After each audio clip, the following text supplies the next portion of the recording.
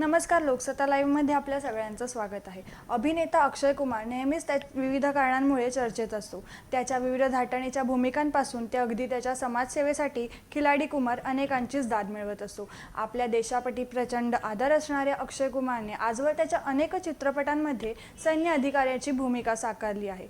त्यामुळे सैन्याप्रती आपली जबाबदारी जाणणाऱ्या खिलाडी कुमारने सीमा सुरक्षा दलातील शहीद जवान गुरनाम सिंगच्या कुटुंबियांना मदतीचा हात दिला आहे.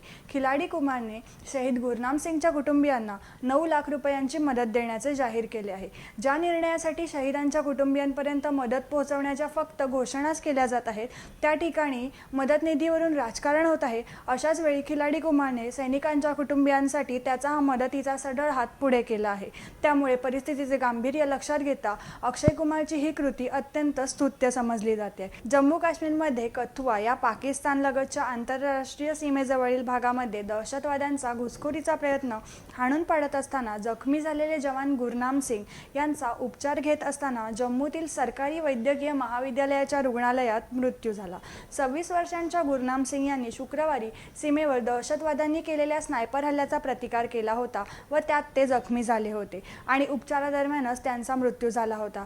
दरम्यान गुरनाम सिंग यांच्या कुटुंबियांना केलेली अक्षय कुमारची ही मदत सध्या अनेकांच्या प्रशंसेस पात्र ठरत आहे. याबाबतच्या अधिक अपडेट्ससाठी भेट द्या लोकसत्ता.com ला.